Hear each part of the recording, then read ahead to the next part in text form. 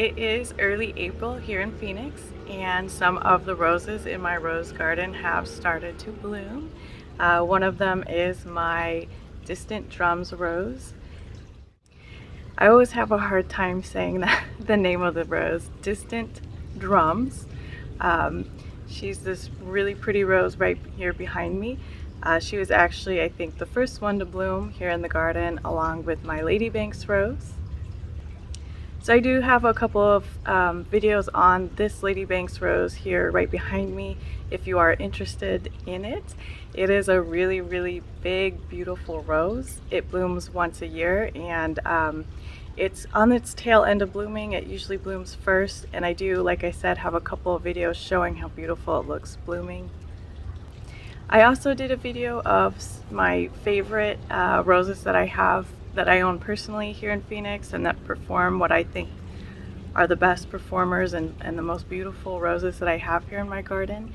And if you have seen it, the Ladybanks was my favorite. So if you would like to check out either of those videos, I will put the links in the description below. So in this video, I wanted to go in more detail with my Distant Drums rose, kind of showing how it looks, how it blooms, how it performs here in Phoenix, and give you an idea of maybe you want to grab one for your garden. So I did buy my Distant Drums rose here from a local nursery called Barrage. I picked it up bare root, so I was kind of going off of the card and the picture on the card that they've got there. So here's the card that came with the rose. You can see it's a week's rose. You can kind of see how they think that your rose should look based off of this photo, kind of the shape, size, and color. I feel like it is a pretty good match. You can kind of see here behind me versus the card. So you'd say if you're just looking at photos from the supplier, they'll be about accurate. So the Distant Drums is a Floribunda rose. The description: grows much like a Floribunda in habitat, drumming out clusters of pointed brunette buds that open to reveal ruffles, washed with orchid pink set against dark green foliage. The color, they say, is unusual tan, washing to orchid pink. Height is medium and upright. Bloom size, medium, large, double, and ruffled. Petal count 35 to 40. Fragrance is moderate incense. And yeah, so that's what the card claims that the rose is going to perform like. And so I will show you mine and let you know what I think, and also again how this particular rose does here in Phoenix. So here's one of my Distant Drums roses. This one has been blooming for a little bit. You can notice some of these blooms are a little more spent than others, but I think it gives a good idea of the color after it's been blooming for a while. You can see it is, as the card called it, orchid pink. I think it's just a very light, lovely pink.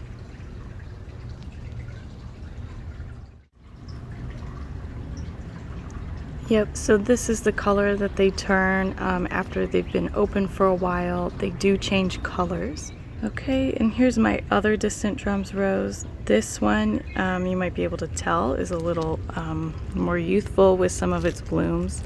So I think you can really see the difference in color. So you can tell this is just opened, so it's a little more tan. You can see the bud looks a little more tan.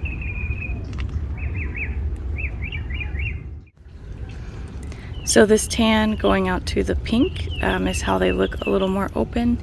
And this is how they look earlier in the season here in Phoenix. So once it does start to warm up here in Phoenix, it will not come out this color. I feel like it really lightens. It'll actually start to come out more of this pink color, and then it'll kind of almost fade to more of like a white. But again, the warmer temperatures will kind of cause the rose to be, you know, a little more faded looking, which it still looks really pretty. It still turns like a pretty faded pink, almost, you know, borderline white. So it is very soft and pretty and elegant looking, I think. So you can notice on this one, it is a Floribunda. It likes to put on big clusters of blooms. And the size of the blooms, they are not the largest blooms. They're maybe a little on the smaller side, which is okay. I think that they look, you can see when they open more, they almost look more like a lotus to me in a way than a traditional rose. But I really, really do like the shape of this rose. I think it just looks really pretty. Especially when you can see like the tan to the pink on the rose. I think it just makes the shape of the rose stand out really well, and I just think it looks really, really pretty. So fragrance on this rose, it called it a soft or a light incense fragrance. I do think this is more of a lighter fragrance rose. If you really, really want a highly fragrant rose, I don't know that I would pick this one necessarily, but it does have like a nice soft smell to it. So the card called it a slight incense fragrance. I think I might call it like a sweet fragrance if I had to put a word to it, but I don't know that I'm a pro at identifying the scents, but it is very nice.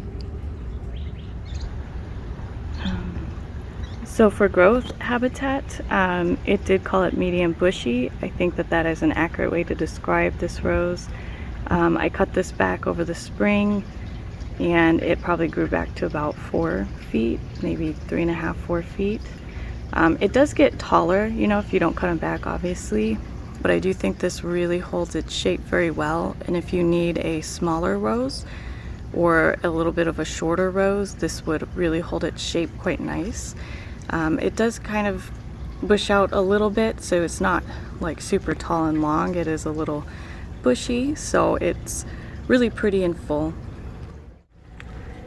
Here's the foliage. You can see it is a nice darker green. I don't think the foliage is super glossy or anything, but it is a nice deep green color. And here are the thorns on this one. I would say this is pretty average thorniness. It's not too bad. Definitely not the worst I have in my garden, but it's not thornless. It's pretty average.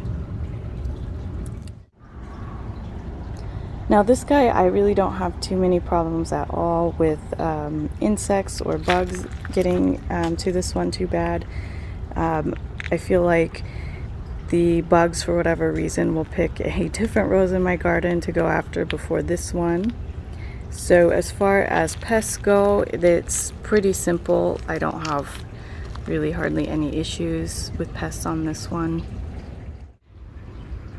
In fact, I don't even think I sprayed this one at all this year with any bug spray whatsoever.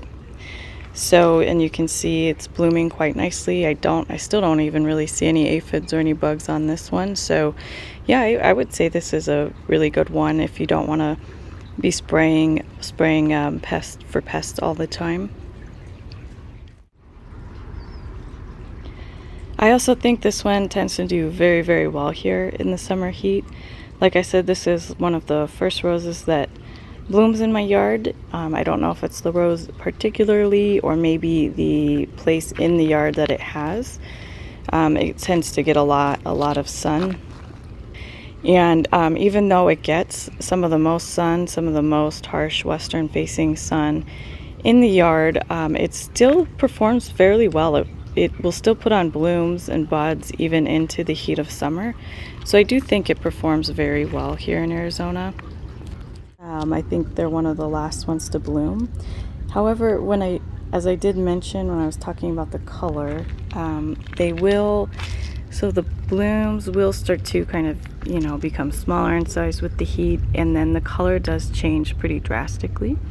Like I said, instead of having this really pretty tan that this rose is known for, that you can see here, it really does go to pink, more of the pink, and then even fading into like the white.